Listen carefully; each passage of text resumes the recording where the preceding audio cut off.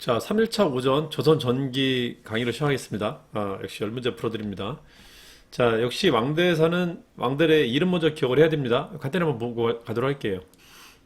자, 같이 외워볼까요? 태정태세 문단세 예성연중 임명선이 있죠? 연산군 때 16세기로 바뀝니다.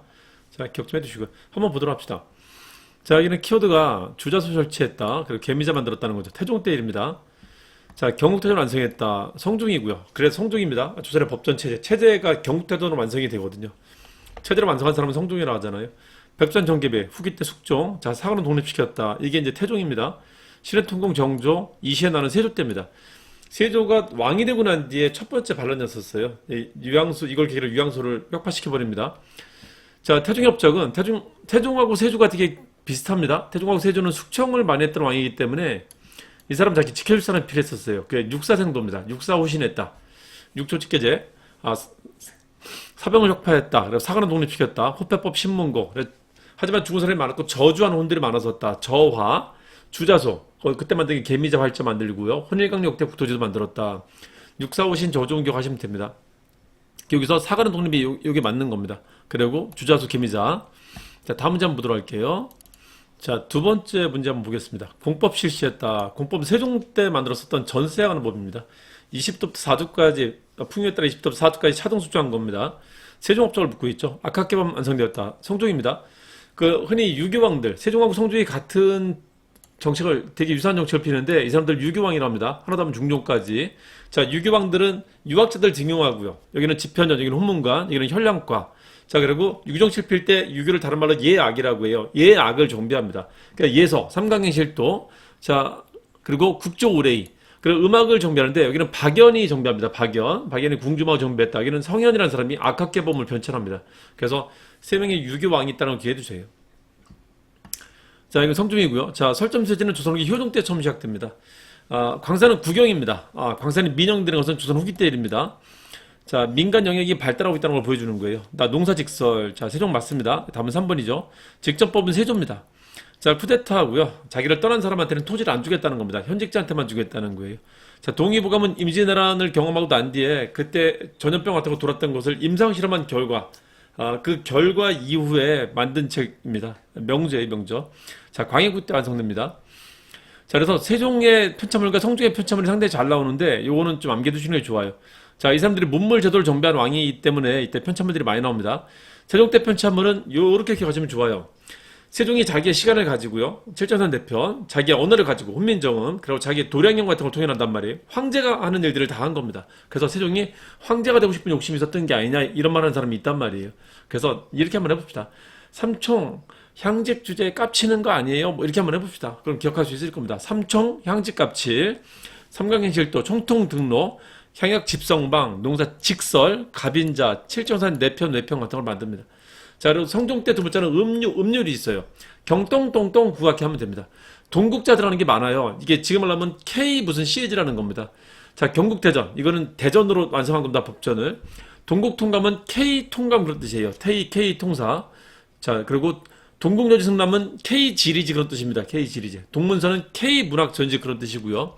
자, 국조레이 악학개범 그리고 해동제국기 같은 게 만들어집니다. 경똥똥똥 구각해. 자, 그럼 쉽게 풀 수 있겠죠? 자, 세 번째 문제도 간단히 보도록 하겠습니다. 자, 아까 봤던 그 표 기억하시면 됩니다. 삼총 향제 주제 깝칩니까? 경똥똥똥 구각해 하는 거겠죠? 자, 동국여지승남 요거 말하는 거죠. 동국여지승남 동국통감 동국여지승남 성종 말합니다. 악학개범 이게 성종이죠. 동의보감은 광해군 때고요. 동국문헌 미고는 조선기 영조 때 만든 겁니다. 한국학 백과사전 같은 거 만든 거예요. 조선기 때는 백과사전이 유행을 합니다. 자, 혼일강력 때 태종이고요. 칠전선 대편 세종입니다. 자, 네 번째 문제는 4대4 문제인데요. 상당히 잘 나오니까 키워드 좀 빼둬야 됩니다. 자, 이것도 앞에 표 다시 한번 보도록 할게요. 자, 성종 때는 사림들을 처음 등용한 시기인데요. 성종 때는 사림을 등용해갖고 잘 관리했었습니다. 그래서 욕심이 많았었던 훈구와 그리고 이들을 비판했었던 사림들이 잘 공존하고 있던 시기였었어요. 왕이 이걸 균형을 잘 잡아줬기 때문에. 자, 연산군은 이 균형을 깨트립니다. 그래갖고 처음으로 사화가 발생합니다. 처음에는 훈구가 사림을 공격합니다. 이게 무사화고요. 그 김종직의 조의제문 핑계 삼아서 혹은 이극돈이라는 사람이 국상 중에 연애를 벌인 기생을 끼고 이제 술을 먹은 일을 그 사초에다 기록했단 말이에요. 김종직의 조의 제문을 사초에다 기록하고 그래서 일명 역사사자 써갖고 사화라고도 합니다. 그게 문제가 됐던 게 이제 무오사화고요. 이게 첫 번째 사화입니다. 이걸로 이제 훈구와 사림을 죽인 거고, 갑자사화는 갑질사화입니다. 연산군이 자기 엄마 죽은 걸 핑계로 훈구 사림을 다 죽인 겁니다. 신하들이 다 싫었단 말이야. 그래서 이거를 이렇게 표현하기도 해요. 요 궁궐파 대 정부파의 대립이라고도 합니다. 궁궐에 있었던 연산군의 측군들이 정부에 있었던 훈구와 사림을 다 죽인 사건이라고 합니다. 중종 때 기묘사화, 기묘하게 죽었다. 중종이 좋아했었던 조광조를 중종이 손을 놔갖고 죽게 됐던 거고요. 자, 명종 때 을사화는 을들의 싸움입니다. 인종의 외삼촌이 살아있었고 명종의 외삼촌이 있었는데 외삼촌끼리 싸운 거예요. 유님, 윤원영이, 대윤과 쇠윤이. 자, 참고해볼게요. 김종진 나왔다, 이극돈 나왔다란 뭐라고요? 첫 번째 사화입니다. 계위정난은 태종하고 세조가 정책이 아주 비슷한데요. 둘 다 재상을 죽이고 정권 잡습니다. 그래서 왕 중심의 정치를 피려고 해요. 재상을 약화시킵니다. 태종이 죽인 사람이 정도전이고요. 정도전 죽었다면 태종이고, 세조가 죽인 사람이 세종과 문종연간에 단종연간에 활동했었던 김종서, 이 사람들이 재상으로서 정권을 잡고 있었단 말이에요. 세종 때는 사군육진 개척할 때 그 육진을 개척한 사람이 김종서였었어요. 그 좋은 역할을 했다가 이때 되면 큰 실세가 된단 말이에요. 김종서를 죽이고 집권했다면 세조입니다. 그 키워드 좀 기억 좀 해주세요. 김종서의 실권 장악이 계위정난의 배경이 됐던 겁니다.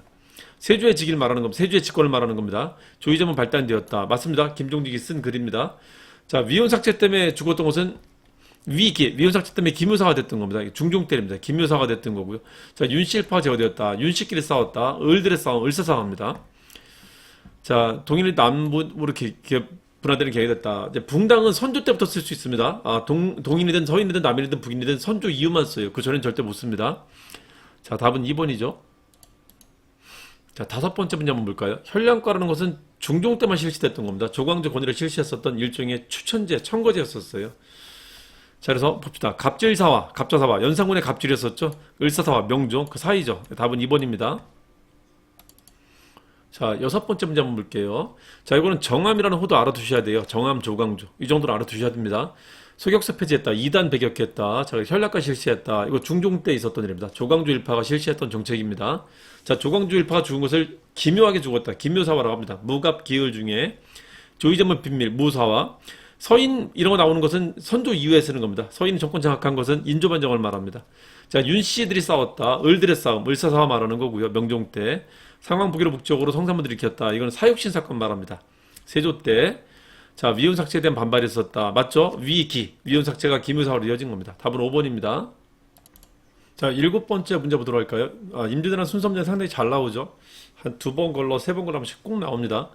자, 봅시다. 왕이 의주를 향했다. 처음에 그 한양을 벗어날 때는 목적지를 의주로 정하고 온 건 아니었어요. 그때는 일단 평양, 개성이나 평양 쪽으로 피난을 했었던 거고, 평양성까지 탈환되면서 이제 의주로 가려고 합니다. 의주로 간다는 것은 이제 중국으로 넘어가겠다는 목표를 가지고 간 겁니다. 평양성이 함락된 이유를 말하는 거고, 자기는 평양성이 이제 탈환된 시기를 말한다. 요 사이를 찾으라는 거죠. 요 임진왜란 순서 문제 간단히 두 문자로 한번 보도록 할게요. 워낙 잘 나오니까 두 문자로 한번 익혀둡시다. 자, 보시면은 1590년 4월에 패전으로 시작합니다. 4월 13일에 그러면서 쳐들어오는데 4월에 패전을 시작해요. 이걸 부동의 신선이라고 합니다. 자, 부산성, 동래성 함락되었다. 부산성의 정발, 동래성의 송상원이 지고요. 자, 중앙에서 내려온 이일, 그리고 중앙에서 내려온 신립이 또 패전합니다. 이일은 상주에서, 신립은 충주 탕금대에서 패전합니다. 충청도까지 뚫리다 선조가 더 이상 이제 믿을 데가 없다라고 해서 이제 도성을 버리고 떠납니다. 이게 4월 말이에요. 얘가 떠나니까 승리예요. 자, 5월에 이순신이 승리하기 시작합니다. 이렇게 옥포, 옥같이 귀한 승리다. 사천포, 걔들을 4세기 되게 만든 거, 거북선 처음 사용합니다. 자, 그리고 6월에 자, 보름 만에 서울을 뺏기고요. 두 달 만에 전 국토가 거의 다 함락됩니다. 평양에서 함락되고 함경도까지 진출합니다. 자, 근데 이렇게 되다 보니까는 얘들의 방어선이 좀 길어졌어요. 여기까지 가 있단 말이지, 여기까지. 자, 애들이 기진이 이제 부산 쪽에 있었고요. 요 가져다 줘야 되는데 중간에 이제 의병들이 출몰 하면서 이걸 막고 있었어요. 의병들이 출몰 하면서. 자, 그래서 이걸 먼 데까지 가 있는 애들 보급을 해줄 수 없다는 거죠. 그래서 바닷가로 가기로 했었습니다. 보급과 인력을 보내주기 위해서 하려 했었는데 이걸 막은 게 이제 한산대첩입니다. 굉장히 큰 겁니다. 전라도를 얘들이 장악했다면은 자체 보급이 가능했고요. 또 바닷가를 뚫었다면은 이래로 보급할 수 있었단 말이죠. 그러면은 얘들이 여기 전체를 점령할 수 있었을 겁니다. 그리고 오래 버틸 수 있었을 거라는 거죠. 그걸 막았던 겁니다. 굉장히 중요하다. 7월에 한산도. 자, 이거 안 되니까 얘들이 전라북도로 가려고 했었어요. 북도로 가려는데 전라북도의 이치 전투와 그리고 금산 의병들이 이거를 또 막아냅니다. 금사는 패하긴 했지만 어쨌든 얘들한테 타격을 입혀갖고 이제 철수하게 만듭니다. 8월에 금사. 자, 그러면 전라남도로 가면 되지. 남도로 가는데 전라도와 경상도 경계였었던 진주성에서 또 막혀요. 진주성이 김시민이 이걸 또 막아갖고 요리도 못 갑니다. 그러니까 바다, 전라북도, 전라남도 세 군데 다 막힌 게 이겁니다. 7, 8, 10월에 있었던 전라도 방어 전투가 굉장히 중요했던 겁니다. 육지에서는 의병들이 이제 활발하게 활동하고 있었고요. 자, 평양성 탈환했다. 다음에. 그래서 어디부터 어디까지? 요 사이부터 6위까지 이 사이의 일을 찾으라는 겁니다. 자, 거기 한산도 대첩 이게 맞죠? 7월에 맞는 겁니다. 자, 그리고 정발의 부산진성은 제일 첫 패배를 말하는 겁니다. 자, 유전의 길을 정유전에 되었다. 정유전은 이제 요걸 말하는 겁니다. 정자들 하면 7년 말하고 임자들 하면 2년을 말합니다. 그래서 1597년에 시작됐었던 전투를 말합니다. 강원의 부대는 광해군 때 말하는 거고요. 정봉수와 이르베 의병은 인조 때 정명으로 한 때 일입니다. 자, 답은 1번입니다.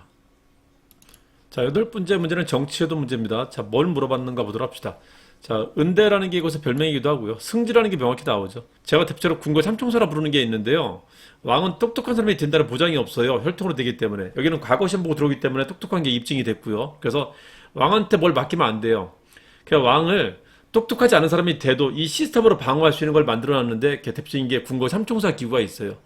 승정원은 정부의 일을 왕한테 전달해주고요. 왕의 말을 정부의 명령을 전달해주는 나비처럼 팔랑팔랑하는 존재, 왕명출납하는 기구를 승정원이라고 하는 거고요. 이게 왕의 비서기관입니다. 이게 육조가 있기 때문에 이게 대응해서 육승지가 있어요. 육승지의 대빵을 도승지라고 합니다. 도승지. 승지, 도승지 하면 키워다 되는 겁니다. 자, 그리고요. 얘가 똑똑하지 않을 수 있기 때문에 얘를 교육을 해야 돼요. 그래, 왕을 교육시키는 기관을 홍문관이라고 합니다. 돗자리 핀다는 뜻으로 경연이라고 해요. 그걸 경연. 경연을 주관하는 곳입니다. 도서관장 기구다. 책만 있는 게 아니라 사람도 있습니다. 걔들이 공부해갖고 왕을 가르치는 겁니다. 펜대역하라는 게 있어요. 자, 그게 뭐냐면 왕의 교서를 작성해 주는 겁니다. 왕이 아무것도 모르는데 지가 글 쓰면 안 되잖아요. 대신 써줍니다. 이걸 홍예승이라고 합니다. 홍예승. 자, 그리고 정부 부처는 제일 잘 나오는 게 1등 관청, 국정총괄기구가 잘 나옵니다. 의정부 있죠? 의정부와 육조 간의 관계가 되게 잘 나오죠. 육조 직계제냐, 의정부 서사제냐. 자, 그리고 감찰기구가 되게 잘 나옵니다. 사헌부라는 게 감찰기구죠. 사헌부. 자, 그리고 사관원, 이거는 간쟁기구인데, 이것과 더불어 이걸 언론기구라고 하죠, 언론. 자, 이것도 왕한테 계속 말을 하면서 정책 잘잘못도 비판할 수 있기 때문에 이것까지 언론기구로 쳐줍니다. 그래서 이거를 3사라고 부르는 겁니다. 3사. 언론기구 3사. 자, 뭔가 보도록 합시다. 사관원 혼문관을 3사로 불렸다. 이거는 이제 사원부 말하는 거죠. 사사홍이라고 합니다. 3사는. 자, 통역 맡은 것은 사역원이라고 해요. 사역원. 천문 같은 거 담당하는 곳을 그 관상감이라고 합니다. 관상감. 왕명 출납 담당했다. 자, 이게 맞죠? 승정원. 답은 4번입니다. 국왕 직속 사법기구다. 사법기구가 있는데 사원부나 형주가 사법기구입니다. 자, 근데 그 한자에 이제 부자가 다르긴 한데요. 그 관청도 급이 있습니다. 성, 원, 부, 사라는 급이 있는데 성급과 원급은 황제국가에서 사용하는 거고요. 제국가는 제일 높은 게 부입니다. 그래서 1등 관청이 의정부예요. 조선은. 그래서 부자도 한자가 두 개가 있긴 있는데 이 부는 이제 제일 높은 겁니다. 이것도 마찬가지예요. 재판기구 중에 있잖아요. 어디에 속해 있지 않다는 뜻으로 쓰는 재판기구가 있어요. 그게 의금부입니다. 의금부 할 때 부자는 누구 밑에 있다는 게 아니거든. 무슨 뜻이죠? 왕 직속이라는 겁니다. 그래서 이거는 일반 형사 민사재판을 담당하는 게 아니라 국왕과 관련된 재판, 주로 반역 관련된 재판 같은 걸 담당합니다. 좀 특이한 것입니다. 오늘 의금부고요. 답은 4번이죠. 자, 이제 9번째 문제 보도록 할까요? 교육제도에 관한 문제입니다. 교육제도는 크게 관립하고 사립을 나누고요. 중앙과 지방학교를 나눠서 분석하시면 됩니다. 그리고 옛날 학교는 교육기능과 향사기능, 제사기능 두 가지가 있어요. 그 두 가지 관점으로 구분해야 됩니다. 일단 한번 봅시다. 경기도 수원시래. 지방이네. 지방교육기관이라 돼 있네요. 그럼 적어도 성균관 아니겠죠. 향교입니다. 자, 대성전 명륜당이 있다. 자, 그리고 기숙사 있다. 이거는 향교하고 성균관의 구조가 같아요. 예, 같은 겁니다. 자, 대성전. 건물 이름에 전자를 쓰는 것은 살아있는 사람은 왕이요 죽은 자는 신한테만 붙이는 거거든요. 유학의 신은 누가 있을까요? 공자 모시는 곳을 말합니다. 공자. 그러니까 국립학교에만 공자 제사를 드릴 수 있어요. 사립학교는 공자 제사 드리면 안 됩니다. 자, 전문강좌 7제를 운영했다. 이건 고려 때 말하는 거죠. 고려 국자감에 전문강좌 만든 겁니다. 예종 때 일입니다. 자, 풍기군수 주세복이 만들었다. 지역 사람이 만든 거. 이게 서원입니다. 서원. 지역 사람이 만든 거. 향교는 국가에서 만든 거고요. 지방에 있지만 국에서 만든 거고. 이건 지역 사람이 만든 겁니다. 생원과 진사한테 입학 자격을 부여했다. 이거는 대학교입니다. 일종의 수능 시험이에요, 이게. 성균관 말합니다. 중앙에서 교수나 훈도를 파견했다. 이게 한교입니다. 중앙에서 교수를 파견한다. 국립학교 말합니다. 자, 유학 외에 율서산을 강조했다. 가르쳤다.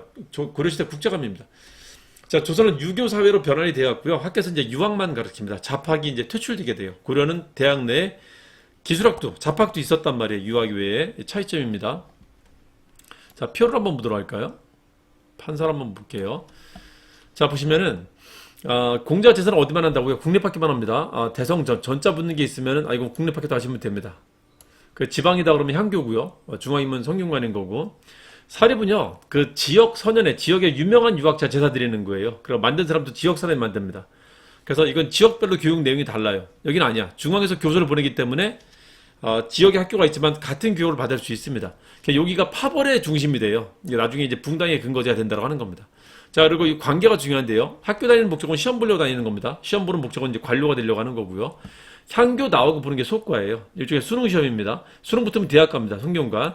자, 대학 붙으면 이제 행정고시 보는 거예요. 고급 문관 시험을 보는데 이걸 문과라고 하는 겁니다. 문과. 이 관계 좀 잘 기억해 두세요. 그러니까 성균관 입학 자격이 속과 합격자고. 가끔 이래요. 속과 합격자가 향교 들어간다. 향교 입학 자격이 속과 합격자다. 이런 말 내는데 틀리는 거죠. 자, 그래서 답은 4번입니다. 자, 이제 마지막 10번 문제 한번 보도록 할게요. 자, 대외관계 문제를 물어보는 건데요. 자, 일단 어느 나라 말하는지 한번 보도록 합시다. 계약줄 체결했다. 자, 약주를 체결해갖고 무역에 제한을 두고 있었던 나라는 왜 말하는 거죠? 왜? 자, 일본 말합니다. 일본과의 관계를 묻고 있다. 자, 울산이라는 지역도 내고 있고요. 자, 봅시다. 하정사, 성절사 같은 게 있는데 이건 조공 말하는 겁니다. 조공. 성절사, 성탄절이라는 뜻입니다. 그 성탄절이라는 말을 쓸 수 있는 것은 신한테만 붙이는 거죠. 산자는 왕이에요. 왕밖에 없습니다. 죽은 자는 신이고요. 그러니까 황제 말하는 겁니다. 황제나 황제 가족들의 생일에도 보내는 걸 말하는 겁니다. 황제나 황후 생일. 자, 무역소를 만들었다. 삼포를 열었다. 광고는 고려시대 때 이제 거란 대비한다고 만든 거 있었고, 그리고 정종 때 북평관을 개설했다. 요 이제 개념 좀 말씀드릴게요. 자, 당시 무역 구조는요, 일단 국경무역과 사신무역이 있습니다. 자, 여진하고 외가 사신을 보냅니다. 그러니까 얘들이 우리한테 조공으로 와요. 이 조공으로 올 때 하는 무역이 서울로 옵니다. 자, 서울로 오면 얘들이 이제 묵어가야 될 숙소가 있어야 될 거 아니에요. 얘들의 숙소를 북쪽에서 온 놈들한테는 북평관이라고 하고요. 동쪽에서 온 놈들한테는 동평관이라고 합니다. 요게 이제 서울에서 무역한다는 거예요. 이게 일종의 사행무역인 거고, 요거는 소수만 올 거 아니에요. 그러니까 얘들이 부족할 거 아니에요. 그러니까 국경지역에 애들이 이제 무역소를 만들어줘요. 국경지역에 무역소를 만들어주는데 얘들의 무역소를 그 무역소라고 하고요. 얘들은 이제 그 세 개의 폭을 열어줍니다. 부울진이라고 해갖고요. 부산, 울산, 진해 이걸 열어줍니다. 그래서 삼포하면 얘들의 국경무역을, 무역소하면 얘들의 국경무역을 말합니다. 이게 조선 후기 때는 개시후시로 바뀌죠. 이거 조선 후기 때는 초량외관으로 바뀝니다. 초량외관. 거기서 이제 개시후시를 합니다. 애들도. 그러니까 이게 무역 구조가 두 개로 있다. 국경무역이냐, 도성무역이냐, 사행무역이냐 두 가지 있다는 걸 기억해두세요. 그러니까 여진 쪽이냐 왜냐 이걸 구분 좀 해두시면 됩니다. 자주 나오니까요. 여기까지 해서 그 3일차 오전 조선 전기 문제를 마치도록 하겠습니다. 자, 이어서 이제 그 오후 문제, 조선 후기 10문제를 또 풀어드리도록 하겠습니다. 자, 3일차 오후 조선 후기 문제 풀어보도록 하겠습니다. 자, 한번 볼까요? 강웅림, 광해군 때 말하는 거죠. 광해군 때 신뢰기를 잘 보여주는 겁니다. 삼전도 굴욕. 이거는 우리가 이제 크게 병자가 됐던 사건입니다. 항복한 걸 말하는 겁니다. 병자호란 때입니다. 자, 이 사이에 정묘호란, 이 사이의 일을 찾으라는 거죠. 가장 잘 나오는 게 정묘호란입니다. 자, 나선정벌은 인도 다음에 그 효자들이 썼던 효종 때 북벌하겠다 하다가 이제 그 러시아, 청나라 러시아 싸움에 꼈었던 걸 말하는 거고요. 효종 때 일입니다. 자, 행주단성은 임진왜란 할 때 선조 때 일이고요. 정봉소 일입. 이게 맞습니다. 정봉소 일병이 상당히 잘 나옵니다. 정묘호란 때 일입니다.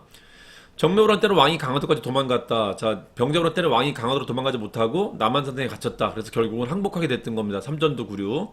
우리 병자됐다. 두 왕자가 포로로 끌려가고 사막사 같은 대신들이 끌려갔다라는 걸 기억하시면 됩니다. 소현자 복림대원에 끌려갔다. 이게 이제 그 병자호란 이후의 일입니다. 포로로 끌려갔다라는 겁니다. 비변에서 처음 설치됐다. 이건 중종 때 삼포연한테 처음 설치됩니다.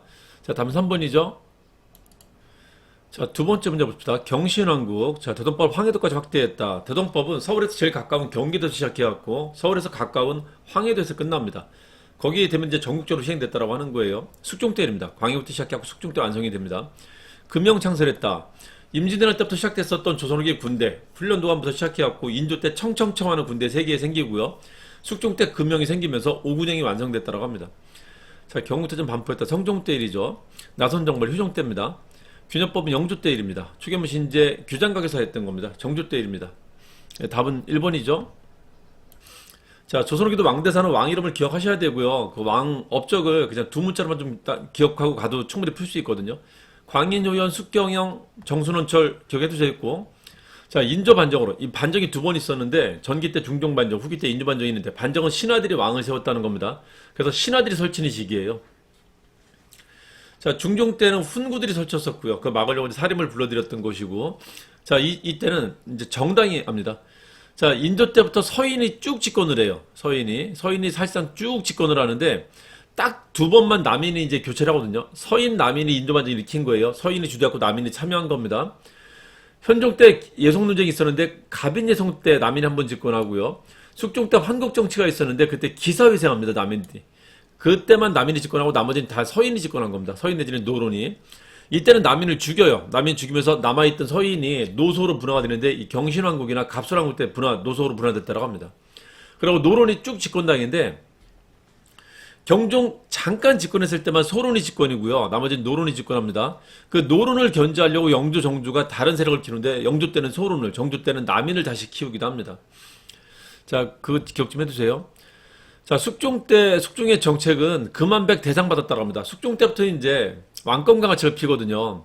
현종 때 예성 논쟁이 벌어지면서 왕이 적통이 아니라는 말 했단 말이에요, 신하들이. 이거 너무하잖아. 아무리 신하가 세운 나라라 할지라도 너무하잖아요. 왕한테 적통이 아니라는 말 했다는 것. 숙종이 그게 너무 불쾌해갖고 신하들은 이제 견제하고 왕권을 키우려고 하는데 어떻게 하냐면요. 왕이 가지고 있었던 인사권을 활용해갖고 여기 있었던 정치인들을 정권 교체를 계속 시킨 겁니다. 그걸 두 글자로 환국이라고 해요. 그러니까 정권 교체 되는 동안에 얘들이 이제 서로 죽고 죽이는 싸움을 했었어요. 아주 치열한 터템 벌어진 게 황국 정치 때입니다. 자, 왕권이 강해지면서 다시 왕의 정책들이 나타나게 돼요. 숙종 때부터는. 그때 했었던 게 금한백 대상입니다. 어유 대상 받았어. 잘했어. 라고 하는 겁니다. 금이요. 자, 이거는 안용복 사건, 백두산 정계비. 이건 그 국경에 대한 사건을 일으켰다는 거고요. 대동법 정부 확대되었다. 상평통보 발행했다라는 겁니다. 기억 좀 해두세요. 자, 세 번째 문제 볼게요. 자, 우리 그 한능검 시험에 가장 잘 나오는 그 황국정치 문제입니다. 황국정치는 키워드를 기억하셔야 되는데 제일 잘 나오는 게 경기갑이 잘 나옵니다. 야, 기갑하랬더니 경기갑하냐 병신아, 뭐 이렇게 기억하시면 됩니다. 요게 이제 예속 논쟁이고요. 현종 때 이게 황국정치인데 병신 처분은 거의 안 나오고요. 요거 경신, 기사, 갑술왕국이 잘 나옵니다. 자, 이 신임사원은 경종이 즉위했을 때 잠깐 소론이 노론을 공격했던 적이 있었어요. 그것까지 기억해두세요. 기갑, 경기갑, 병신 기억하시면 됩니다. 키워드 잘 빼야 됩니다. 자, 이거는 서인이 남인이 역물 일으킨다라고 이제 모함을 해갖고 남인이 쫓겨나게 됐던 겁니다. 남인은 딱 두 번 집권한 데 있었죠. 여기 한번 기사회생, 두 번째. 그러니까 남인의 정권을 다시 되찾아온 겁니다. 이때 허적하고 윤유가 죽어요. 허접한 사람이 죽습니다. 허씨의 이름에 외자면 남인이라 생각하시면 됩니다. 자, 그래서 허적이 죽었다. 허격은 아들입니다. 이 사람이 모반 일으켰다라고 이제 그 서인의 음모를 꾸민 거예요. 경신왕국입니다. 자, 그리고 기사회생은 남인들이 숙종이 좋아하는 여자가 있었는데 장희빈을 좋아했단 말이에요. 장희빈 줄을 섰단 말이에요. 장희빈 아들 세자 책봉하려는데 남인이 저는 찬성이요 그래갖고 너 들어와 하면서 다시 됐던 겁니다. 자, 그래서 장희빈이 왕비가 됐다면 이때 말하는 겁니다. 장희빈 아들이 세자가 됐다, 원자가 됐다면 이때 말하는 겁니다. 기사회생했다. 자, 근데 이런 사랑은 오래 못 가거든요. 금방 장희빈한테 질려갖고 내치고요. 그러고 이제 다시 자기가 폐위시켰던 왕비를 다시 복위시킵니다. 그러니까 폐비, 왕비가 복위한다 그러면 이거 이제 갑질왕국이에요. 그냥 갑질하는가 왕이 다시 또 많이 바뀐 겁니다. 숙종이 변덕이 좀 있었어요, 실제. 그러니까 왕비가 복위한다. 장희빈은 다시 희빈이 된다. 왕비에서 지위가 박탈된다. 그런 말하면 여기 말하는 겁니다. 갑질왕국, 갑술왕국인데 갑질왕국 기억하시면 돼요. 자, 양지역 복수 사건은 여자가 정치했으니까 나라가 이 모양이지 하면서 여자를 비난했었던 거. 여자가 정치했던 시기 있죠. 문정왕후, 명종 때 말합니다.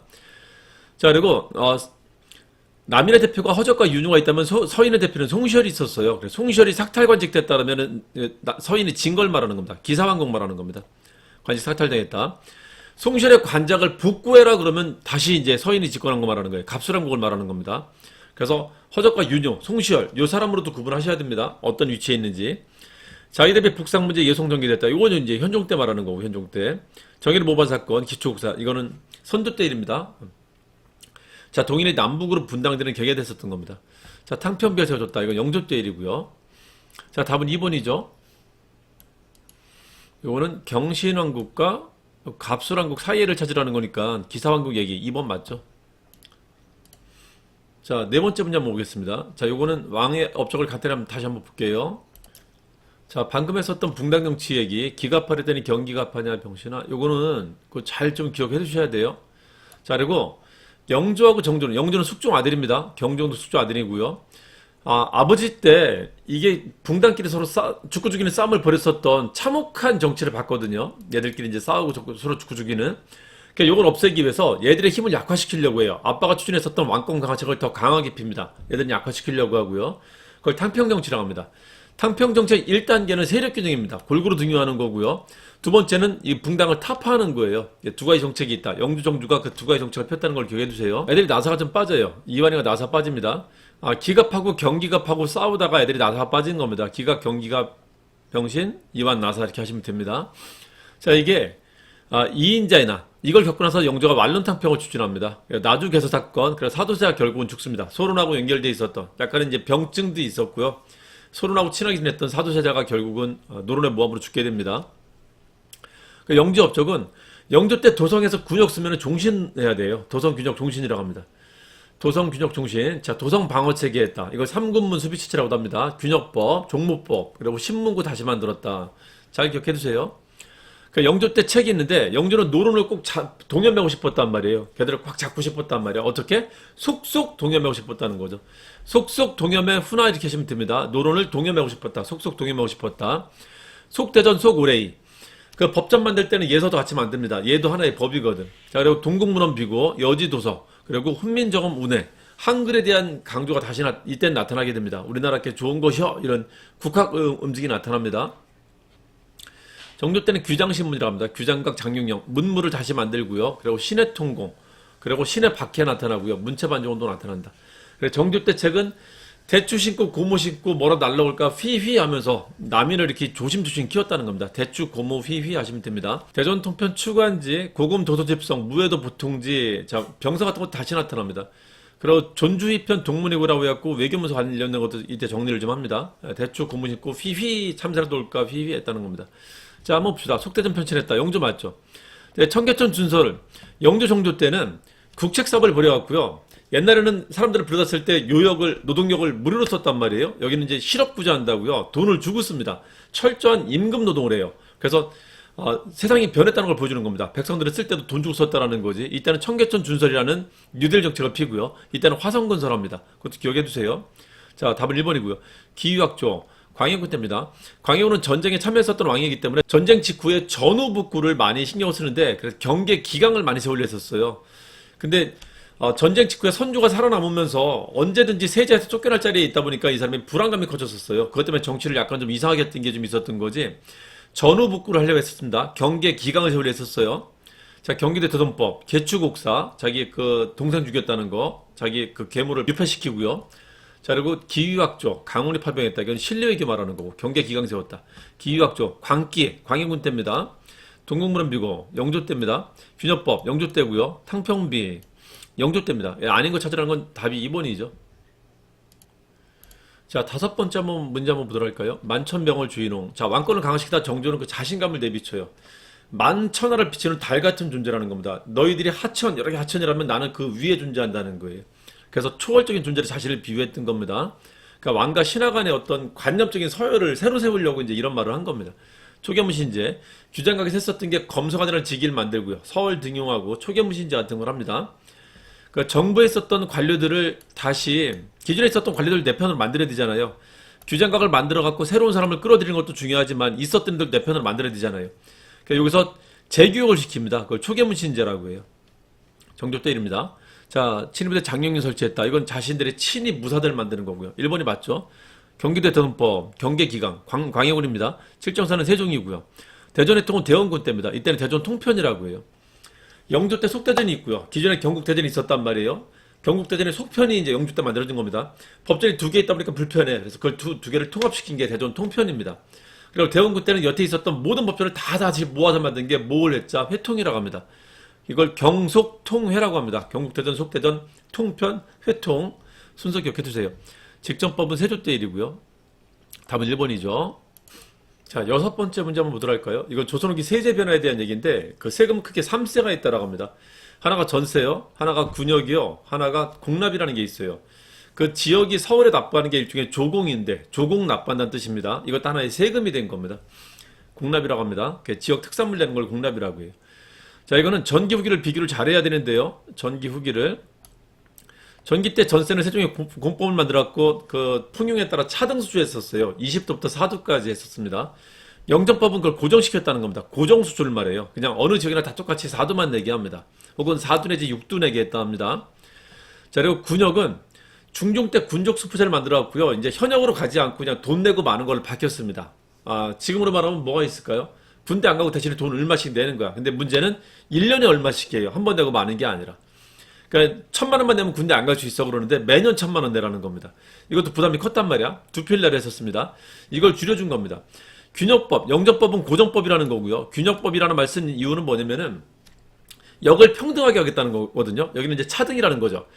그 돈 내는 거로 바뀌면서 양반들이 빠져나갔었어요, 여기서. 그래서 이게 신분별 차이가 있었단 말이에요. 그걸 이제 평등하게 만든다고 했던 건데, 평등법이라는 뜻입니다. 양반한테 부과하는 건 실패합니다. 대신에 농민들이 부담하는 양만 깎아준 거예요. 그래서 이게 반만 균형이 된 겁니다, 사실은. 그래서 1필로 깎아줬다. 그 부족한 부분을 결작이나 선무군관포, 어염선세로 채워 넣은 겁니다. 이 균역법 아주 잘 나오죠. 자, 그리고요. 지역별로 특산물 내기하는데 지역별로 나지 않는 물산을 막 중앙이 막 임의대로 할당하니까 충청북도는 바다랑 접하지 않는데 충청북도에다 뭐 굴을 따오라고 하든가 뭐 이질하는 겁니다. 그래서 어떻게 했냐면 너무 부담이 되니까 그거를 야 이거 그러면 그렇게 하지 말고 그냥 다 똑같이 그냥 니네들은 쌀로 대라. 내가 그냥 쌀로 이제 사서 쓸게. 바꾼 겁니다. 편하게 바꿔준 거예요. 다 똑같이 낸다는 겁니다. 대동이라는 것은. 여긴 다 다르게 낸다는 거고요. 다 다르게 낸다. 다 똑같이 낸다. 어디 가나 쌀은 있으니까 쌀이나 동전 같은 걸로 내기한 게 대동법입니다. 다 똑같이. 총 12도 내기합니다. 1개월당. 한번 봅시다. 양반한테 군포부과는 실패합니다. 이거 먼저 봐야죠. 공납폐단 때문에 했었다. 공납폐단 때문에 이 대동법이 나오게 된 겁니다. 경기도 강원도에 해고 있었다. 그리고 충청도 전라도 이거를 호서 이걸 호남이랍니다. 양호지방이 했다. 히읗히읗 효종 때 김육의 건의로 충청도 전라도까지 확대가 됩니다. 광해군 때는 경기도만 했었고요. 효종 때 대동법이 확대되는 걸 얘기하는 겁니다. 공납폐단하면은 방납폐단하면 이거 말하는 거예요. 예, 공납에 관한 얘기입니다. 군포부과는 군역에 관한 얘기고요. 아예 영역이 달라요. 양반한테 군포부과를 실행한 것은 영조 때는 실패하고 이게 흥선대원군 때 가서야 그때야 됩니다. 이걸 호포법이라고 해요. 호포법에 의해서 양반한테 드디어 군포를 부과합니다. 여기 평등해져요, 드디어. 자, 일개든 4도6도로 고정되었다. 고정수조. 이건 전세 말합니다. 영정법 말하는 거예요. 자, 비옥대 따라 6등분 나눴다. 이건 세종 때 말합니다. 세종 때. 공법에 들어가는 겁니다. 상륙자 선무군갑을 거뒀다. 이 균역법 말하는 거예요. 균역법으로 깎아주면서 그 부한책으로 들어왔던 겁니다. 자, 특산물 대신에 동전, 쌀이나 동전 내게 했다. 다 똑같이 내게 했다. 이게 대도법입니다. 답은 5번이죠. 자, 7번째 문제 보도록 하겠습니다. 자, 우리 앞에 조선정의 문제 풀 때 그 무역관계 얘기했었죠? 사행무역이 있고 국경무역이 있다라는 거. 이게 후기 때 변합니다. 전기 때는 무역수로 불렀었는데 후기 때 이게 개시후시로 바뀝니다. 이게 만주하고 중국이 하나의 나라가 돼요. 원래는 만주는 따로 중국 따로 있었는데 하나의 나라가 됩니다. 여진족 애들이 중국을 집어삼킵니다. 중국을 식민화시켜요. 그게 청나라인데 자, 우리 여진하고는 전통적으로 시장거래 하고 있었거든. 중국하고는 조국무역만 하고 있었고요. 자, 그러다 보니까는 중국하고도 시장무역을 하게 된 거예요. 그래서 이름을 이른바 개시, 시장을 열었다 이렇게 쓰게 된 겁니다. 후기 때 이릅니다. 자, 전기 때는 삼포를 열어줬었는데요. 그 중에 이제 그 삼포회란 때 하나만 남게 돼, 사실은.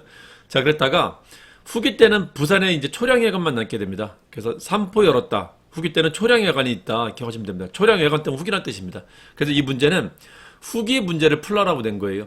한능검에서는 초량회관으로 문제를 내는 게 상당히 자주 나와요. 조선 후기를 낼 때. 자, 이제 한번 보도록 합시다. 건원중부는 고려 때 화폐죠. 건성으로 만들었다. 건성으로 주전부리 만들어가면서 주전부리 활해삼 주전부리 만들었다는 거죠. 건성 활해삼 주전 그쵸. 자, 건원중부는 성종 때 주전도감 만들었고 활해삼 만들었다는 거. 활해삼 똥 만들었다는 거. 말특산물은 만주지역을 말합니다. 솔빈부 우리 발해 때 이름입니다. 발해. 자, 이 만주지역은 누가 살던 간에 항상 말이 특산물이에요. 그중에 솔빈부라는 게 있었던 건 발해 말합니다. 자, 담배, 고추는 상품약물 재배했다. 상품약물 등장하면 이제 후기 때 말합니다. 이게 맞아요. 답은 3번입니다. 당암성과 전라도 영암이 국제무역항이 되었다. 통일시대 때 말하는 거고요. 자, 경시서 만들었다. 원래 시장은 있죠. 도시에만 있었어요. 시장은. 요거는 삼국시대부터 국가가 성립되고 난 뒤부터 여기는 항상 있었습니다. 시장이 있다 보니까 시장을 감독하는 관청이 있어요. 그게 신라 때는 동시전, 서시전, 남시전 이런 게 있었던 거고 고려 들어와서 이게 이름이 경시서로 바뀝니다. 경찰서란 뜻이에요. 시장을 감독하는 기구라는 겁니다. 경찰서가 아니라 경시서에 그래서 이게 조선까지 가는데 조선 세조 때 이름이 평시서로 바뀌어요. 그래서 경시서란 단어는 고려 때부터 조선 전기까지만, 조선 초기까지만 쓸 수 있는 말입니다. 자, 상품 작물을 간단히만 좀 말씀드려 볼게요. 그 나라가 바뀔 때는 있잖아요. 이 하부 구조의 변화가 생겨야지. 상부 구조의 변화가 생겨갖고 나라 바뀌는 건 정권 교체만 되는 거고, 하부 구조의 변화가 생겨갖고 나라가 바뀌어야지 이게 나라가 뒤집힐 정도로 큰 변화가 발생합니다. 신라 말에 호족이 등장해갖고 나라를 바꿨을 때 고대에서 중세로 바뀌었던 거고요. 조선 후기 때도 여기에 이제 하부 구조의 변화가 많이 생기는데, 일반 농민들이 있잖아요. 잉여를 축적하게 됩니다. 즉 자본가로 성장하게 돼요. 자, 그걸 보여주는 게 농업이 발달해갖고 농업으로 자본을 축적하고 있었다. 잉여를 축적하고 있었다. 상업이 발달해갖고 상업 자본으로 자본을 축적하는 사람들이 등장하고 있었다. 즉 신분이나 계급이 아닌 사람들이 돈을 축적해가고 있었다는 겁니다. 그래서 우리 스스로 이 하부 구조의 변화가 발생해서 이 하부 구조가 상부 구조를 바꿀 수 있는 역량이 커져가고 있었다는 거지. 이것 때문에 이쪽 지역에서 농업이나 상업이 발달했다는 말을 그렇게 많이 쓰는 거예요. 잉여를 축적해가고 있다. 즉 자본가가 형성되고 있었다는 겁니다. 즉 일본이 들어와서 우리한테 이식된 근대를 만들어주지 않았어도 우리가 스스로 변할 수 있는 가능성이 있었다는 겁니다. 자, 이것 때문에 이걸 강조하는 거예요. 그래서 상품작물 재배, 농민들이 잉여, 자본을 축적하고 있다는 겁니다. 물건을 팔아갖고. 광자, 이양법 발달했다. 이양법 발달하면 두 번 농사 지을 수 있거든요. 벼하고 보리를. 이모작입니다. 그리고 넓게 경작할 수 있어요. 이양법 발달하면은 노동력이 10분의 1로 줄어들어요. 그러니까 10배 이상의 경작을 할 수 있단 말이에요. 그게 잉여 축적을 한다. 자본을 축적할 수 있다는 겁니다. 서민들이. 실제 서민지주가 등장하고요. 서민지주가 지역의회인 향해 같은 걸 차지하기도 하고 그럽니다. 변화가 있었어요, 실제. 답은 3번입니다. 자, 이제 문화사, 사상사 문제를 한번 보도록 합시다. 8번째 문제입니다. 자, 이걸 들어가기 전에 조선사회의 사상사의 변화의 특징을 한번 좀 살펴봐야 됩니다. 우리 고려시대가 삼국시대 때 들어왔었던 불교가 우리나라에 정착하게 되는, 제가 한국사회가 불교사회로 완전히 변화되는 게 이제 고려시대 때 일었었습니다. 그때 등장했었던 사람이 의천, 진우 같은 사람이 등장해갖고 고려를 크게 확산시키기도 했지만은 고려를 불교로 통폐합시키는 일을 했었다라는 거죠. 조선은 좀 다릅니다. 조선은 한국 사회가 효과적으로 유교적으로 변화된 시기예요. 삼국시대 때 들어왔었던 유학이 이제 드디어 고려를 거치면서 아주 느리게 조선에 와서 이제 한국 사회가 유교 사회로 변환이 된 겁니다. 유교 사회로 변환되는 과정에 뭔 일이 있었냐라는 걸 이제 탐색해야 되는 게 조선 시대인데요. 이런 일이 있었습니다. 그 조선 건국 직전에 고려 말에 조선의 건국을 찬성하는 사람과 반대하는 사람이 있었단 말이에요. 고려에서 조선 바뀔 때는 여기의 힘으로 바뀐 게 아니라 여기 애들이 변한 거죠. 여기 애들이. 그래서 여기는 시대가 뭐 크게 바뀌었다고 하지 않아요. 고려나 조선이나 둘 다 그냥 중세라 부릅니다. 그래서 뭐 근세라 부르기도 하는데 기본적으로 둘 다 중세라. 자, 그래서 조선왕조 개청에 참여했던 사람들이 관학파가 되고요. 그렇지 않은 사람들이 살인파가 되고 지방으로 낙향하게 되는데, 낙향에서 살인파가 되는데, 지방에도 유학자가 많았다는 거지. 조선을 시작할 때부터. 그러니까 지방에 있었던 유학자, 공부만 하던 사람들 중에서 오히려 이 사람들은 정치하냐 바빠 공부를 제대로 안 했고, 이쪽은 공부를 제대로 합니다. 그러니까 성리학에 흠뻑 빠진 사람들이 등장하게 되는데, 이 사람들 사이에 학문적 논쟁이 발생해요. 그게 그 유명한 사단칠종 논쟁이라는 겁니다. 자, 이왕과 기대승 간에 벌였었던, 전라도의 기대승과 경상도의 이왕이 벌였었던 8년 동안의 8차례 서신 논쟁으로 이 논쟁이 전국적인 이슈가 되면서 사람들이 이제 성리학에 완전 눈이 띄게 됩니다. 그래서 일단 지식인들 사이에서 성리학이 이제 번지게 되고요. 그래서 조선시대는 지방에 유학자들이 있었기 때문에, 자, 그 유학자들의 향촌 자치기구이자 유학자들의 모임인 유향소 같은 게 있었고요. 그리고 신앙 공동체를 만들었었어요. 향약이라고 하는. 그리고 서원이라는 사립학교를 만들어갖고 이런 유학자들을 계속 재생산을 하고 있었고요. 그러니까 유학이 번질 수 있는 기반이 있었단 말이에요. 신앙 공동체는 전 향민이 다 들어갑니다. 남녀노소, 어떤 신분을 막론하고 다 들어가요. 그러니까 이거는 일종의 규약이자 조직인데, 여기서 정하는 규약을 지키지 않으면 맞았단 말이에요. 그러니까 강제 규범이었단 말이지. 그러니까 자연스럽게 한국 사회가 유교 사회로 변환이 되게 됐던 거예요. 좋든 싫든 간에. 자, 이거 사상만 놓고 봤을 때는 이왕과 기대승의 사단칠종 논쟁이 이제 전국적인 이슈가 되면서 성리학의 자리를 잡게 됩니다. 지식인들 사이에서는. 이왕과 이가 되게 중요합니다. 기대승의 견해를 이은 사람이 이예요. 그래서 이왕과 이. 자, 봅시다. 이왕은 이나 기가 둘 다 움직인다. 호발이라는 말을 했었고요. 기대승과 이는 어떻게 그렇게 됩니까? 움직임을 갖는 것은 기만 같습니다. 기발에서 얘기합니다. 자, 그 책이 되게 중요한데요. 이왕은 예나 정신을 되게 강조합니다. 그래서 예를 주십시오라고 항상 얘기해요. 예를 주십시오. 주자서 전료, 성악 10도를 만듭니다. 그리고 예한 향약을 만들고요. 향약 중요하다 했었죠. 그리고 소주서원이라는 서원을 만듭니다. 백운동 서원이 최초의 서원인데 거기에 중앙제부터 사액을 받아요. 그러니까 인가를 받아요. 인가를. 그 최초의 인가받은 서원. 사액은 간판을 받는다는 뜻입니다. 간판받은 서원, 소수서원을 이 사람 덕분에 만들게 됩니다. 자, 이 책은 동식이 직격이랍니다. 기발, 동식이 직격 이렇게 하는 겁니다. 동식이 직결, 동어문답, 시무육주계, 그리고 기자실기, 그리고 성악지묘라고 합니다. 이게 성악십독인 성악지묘라고 합니다. 자, 그리고 경목요결이라는 거예요. 몽자 들어가면 이제 애들에 대한 학습사 말합니다. 목면 애들을 깨치는 요체 그런 뜻입니다. 경목요결, 동어문답, 성악지묘, 개혁서고요. 개혁이 하는 얘기를 많이 합니다. 시무육주계도 개혁이 하는 얘기입니다. 당장 애들 급한 일 6가지를 말하는 거고요. 경목요결은 이제 아동학습자 더 말하는 겁니다. 그리고 이이가 했었던 향약은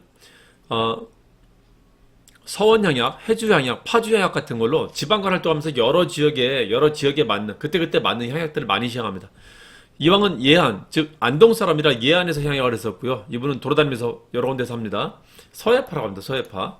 자 봅시다. 강화학파, 18세기 정제두고요. 해동제국기, 신숙주입니다. 예안향약, 이게 맞죠. 답은 3번입니다. 10개의 그림을 설명했다. 성악십도, 이거 이황입니다. 이황. 사변독은 박세당이라고 해요. 박세당. 그 성략이 절대화될 때 왜 주의만 안다 생각하느냐. 성략을 상대화시키려고 노력했다가 사문난조로 몰렸던 사람입니다. 사이비로 몰렸던. 가래는 그 주자 가래. 주의가 만든 책인데요. 주의가 만든 이제 집안의 예법서인데 이거를 이제 뒷대성하는 거. 성략자들 말합니다. 성략을 절대화시키는 사람들. 서인에 있었던 김장생이라는 사람이에요. 서인의 대표적인 학자였었던. 답은 3번입니다. 자, 이제 9번째 문제 한번 보도록 할게요. 자, 그래서 성략자들이 등장해갖고 이 나라를 온통 성략으로 채우고 있을 때 조선후기 때 가면은 이제 서민들이 성장하고 있었단 말이에요. 양반 신부들이 성략을 채우고 있었던 거고 서민들이 등장하면서 서민하고 양반이 약간 대립하는 모양새가 돼요. 서민이 성장하면 새로운 세상이 열리는 거고 양반들이 계속 힘을 가지면은 이 힘이 그냥 계속 유지가 되는 거란 말이에요. 근데 이미 변화가 나타나고 있었습니다. 변화가 나타나자 이 사람들이 이제 쳐다보지 않을 수가 없어요.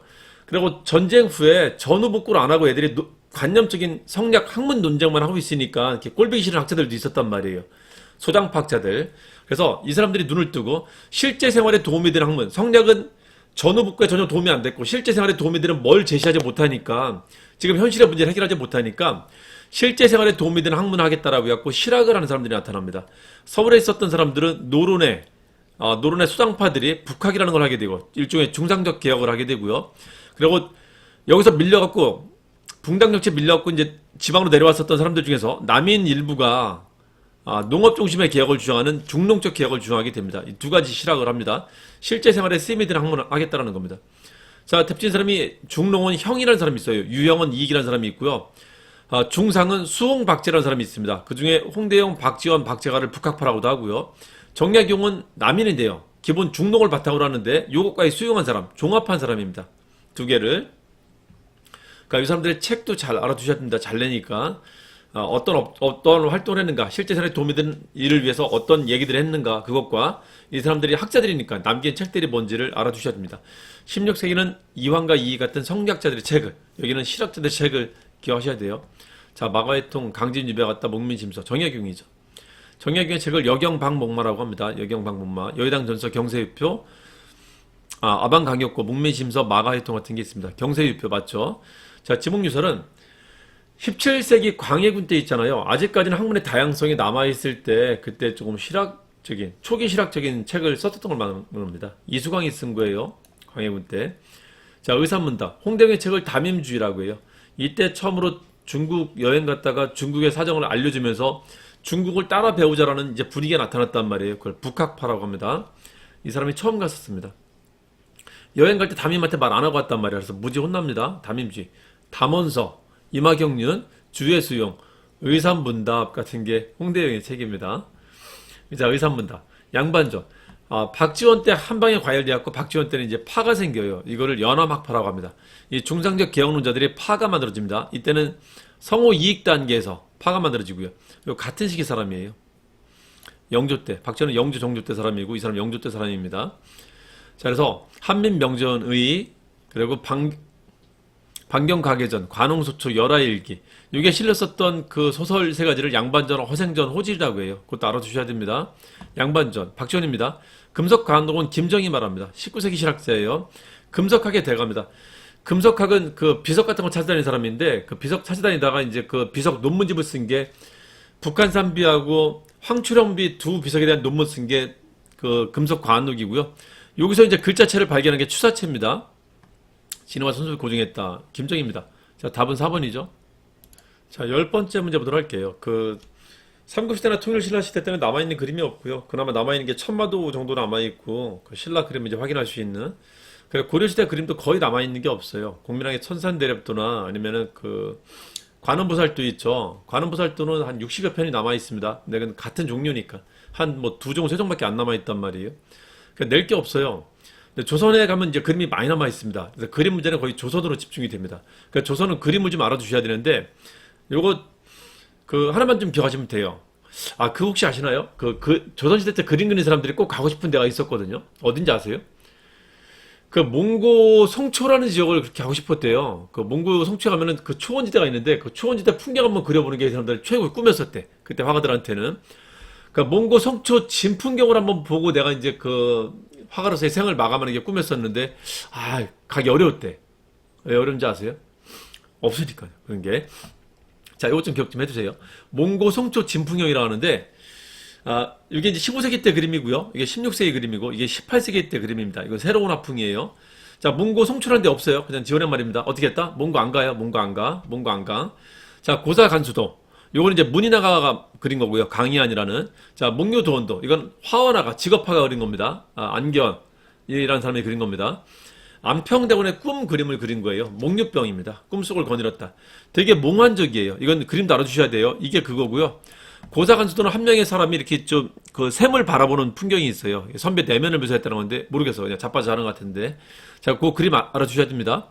그리고 송화부월도 이상자 그 노비였던 사람이 화원까지 그 중인까지 그 신분이 올라왔던 사람입니다. 그래서 강인한 기계를 보여줬다고 합니다. 초충도 이거는 신사임당 여류화가 그린 겁니다. 16세기 때는 여류화가 여류문인, 여류신 이런 사람들이 나타나요. 여류신, 황진이 그리고 여류문인 중에 허난선호 같은 사람도 있고요. 18세기 때는 이제 실학의 시대라고 했고 이걸 미술사가들은 진경 시대라고 돼요. 진짜 경치를 그립니다. 자, 여태까지는 중국에서 수입해온 화첩을 가지고 베껴 그리는 거였었다면은 이제 우리나라 경치를 그립니다. 그걸 진경이라고 합니다. 진경산수화를 개척한 사람이 정선이에요. 그래 풍속화, 서민들의 발전, 서민들이 이제 문화 소비에 주체가 된다는 걸 보여주는 겁니다. 서민 문화 발달을 보여줘요. 김홍도와 신윤복, 이 김덕신 같은 사람이 유명하고요. 영통골 입구들은 서양 화풍이 처음 등장했다는 겁니다. 요거예요, 요거. 원근법과 명암법 같은 게 등장해요. 뭐 미술도 기법이 이제 점점점 발전한다는데 그걸 말하는 겁니다. 자, 그리고 19세기 때는 이제 김정희의 세안도가 중요하고요. 김정희는 고금의 추세라고 합니다. 고금의 추세, 고금 고중학 대가다, 금속 과학록 추사체, 그리고 세안도 이거 잘 기억해 두셔야 됩니다. 자, 이게 18세기 인왕지색도입니다. 정선의 인왕지색도 잘 기억해 두셔야 합니다. 그림도 알아두셔야 돼요. 한능검은. 자, 이 정도만 보시면 됩니다. 답은 2번이죠. 자, 여기까지 3일차 오후 조선 후기 문제를 마치도록 하겠습니다. 조선시대 문제 다 마쳤고요. 이제 4일차는 근현대로 들어갑니다. 자, 근현대도 오전, 오후로 나눠서 하는데 10문제씩 하는데요. 앞에 부분은 계양기하고 일제 일부와 뒤에 오후 부분은 일제 나머지와 그리고 현대사를 풀도록 할 겁니다. 자, 여기서 마치도록 하겠습니다.